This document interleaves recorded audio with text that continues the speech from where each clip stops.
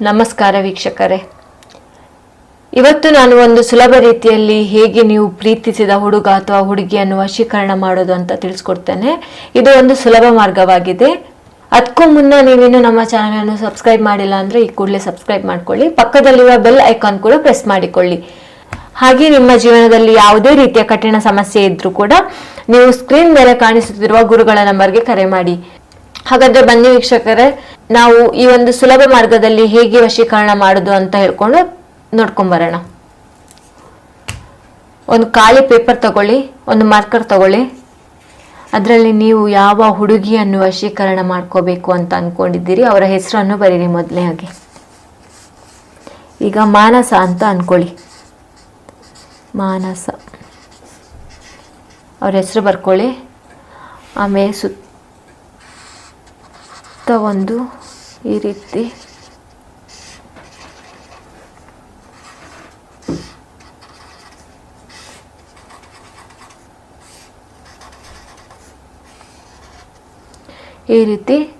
ಒಂದು ವೃತ್ತಾಕಾರವಾಗಿ ನಾನು ಹೇಗೆ ಮಾಡಿದ್ದೇನೆ ಹಾಗೆ ಮಾಡ್ಕೋಬೇಕು ವೀಕ್ಷಕರೇ. ಇವಾಗ ನಿಮ್ಮ ಹೆಸರು ಧನಂಜಯ ಅಂತ ಅನ್ಕೊಳ್ಳಿ.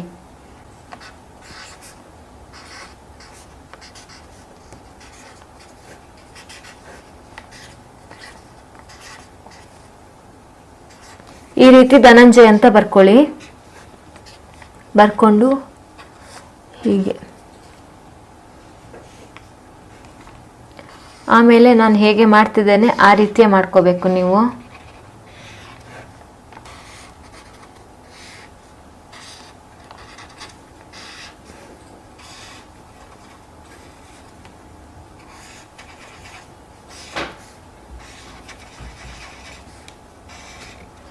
ಹೀಗೆ ಮಾಡ್ಕೊಳ್ಬೇಕು ವೀಕ್ಷಕರೇ. ನೋಡಿ, ಈ ರೀತಿಯಾಗಿ ಮಾಡಿಕೊಂಡು ಆಮೇಲೆ ಇದನ್ನು ಹೀಗೆ ಮಡಚಬೇಕು.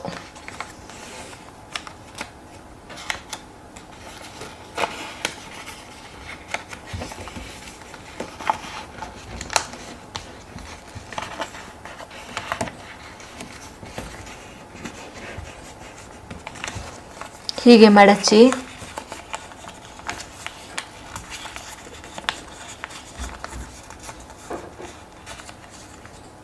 ಈ ರೀತಿಯಾದ ಒಂದು ಕುಡಿಕೆಯಲ್ಲಿ ನೀರನ್ನು ಇಟ್ಕೋಬೇಕು. ನೀರನ್ನು ಇಟ್ಕೊಂಡು ಈ ಪೇಪರನ್ನು ಏನು ನೀವು ಹೆಸರು ಬರೆದಿರ್ತೀರಿ ನೋಡಿ ಅದನ್ನು ನೀರೊಳಗೆ ಹಾಕಬೇಕು. ನೀರೊಳಗೆ ಹಾಕಿದ ನಂತರ ಓಂ ಭ್ರೀಂ ಮಮ ಪ್ರೇಮಾಯ ನಮಃ, ಓಂ ಭ್ರೀಂ ಮಮ ಪ್ರೇಮಾಯ ನಮಃ, ಓಂ ಹ್ರೀಂ ಮಮ ಪ್ರೇಮಾಯ ನಮಃ. ಈ ರೀತಿ 3 ಸಲ ನೀವು ಹೇಳಬೇಕು. ಕುಂಕುಮವನ್ನು ಹಾಕ್ತಾ ನೀವು 3 ಸಲ ಹೇಳಬೇಕು. ಆಮೇಲೆ ಓಂ ಭ್ರೀಂ ಮಮ ಪ್ರೇಮಾಯ ನಮಃ, ಓಂ ಭ್ರೀಂ ಮಮ ಪ್ರೇಮಾಯ ನಮಃ, ಓಂ ಭ್ರೀಂ ಮಮ ಪ್ರೇಮಾಯ ನಮಃ. ಈ ರೀತಿಯಾಗಿ ಮಾಡಿಕೊಂಡು ವೀಕ್ಷಕರೇ, ಈಗ ಈ ರೀತಿಯಾದ ಒಂದು ಬಟ್ಟೆಯನ್ನು ತಗೊಂಡು ಈ ರೀತಿಯಾದ ಒಂದು ದಾರವನ್ನು ತಗೋಬೇಕು.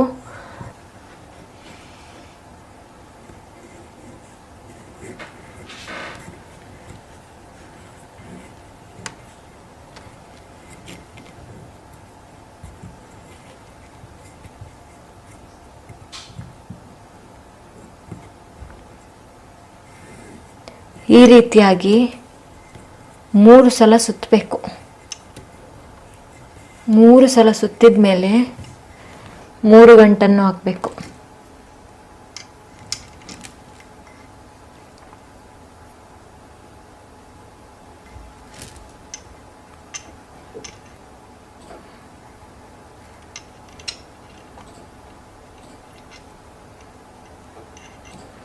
ಮೂರು ಗಂಟೆ ಹಾಕಿದ ಮೇಲೆ ವೀಕ್ಷಕರೇ ಉಳಿದ ದಾರವನ್ನು ಕಟ್ ಮಾಡ್ಕೊಳ್ಳಿ.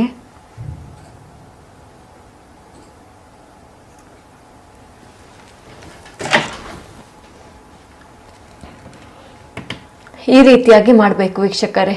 ಈ ರೀತಿಯಾಗಿ ಮಾಡಿದ ನಂತರ ನೀವೇನು ಮಾಡಬೇಕು ಅಂದರೆ, ಒಂದು ವೇಳೆ ನಿಮ್ಮ ಪ್ರೀತಿಸಿದ ಹುಡುಗಿ ಅಥವಾ ಹುಡುಗನ ಮನೆ ನಿಮ್ಮ ಮನೆಯ ಹತ್ತಿರ ಅಕ್ಕಪಕ್ಕದಲ್ಲಿ ಅಥವಾ ಇನ್ನೊಂದು ಏರಿಯಾದಲ್ಲಿ ಆಗಿದ್ರೆ ರಾತ್ರಿ ಹೊತ್ತಿನಲ್ಲಿ ಅವರ ಮನೆ ಹತ್ರ ಹೋಗಿ ಅಥವಾ ಅವರ ಮನೆಯ ಸುತ್ತಮುತ್ತಲಿನಲ್ಲಿ ಹೋಗಿ ಇದನ್ನು ಹುಗ್ದು ಮಣ್ಣಲ್ಲಿ ಹುಗ್ದು ಇದನ್ನು ಹೀಗೆ ಇಡಬೇಕು. ಹೀಗೆ ಇಟ್ಟು ಮಣ್ಣನ್ನು ಮುಚ್ಚಬೇಕು ವೀಕ್ಷಕರೇ.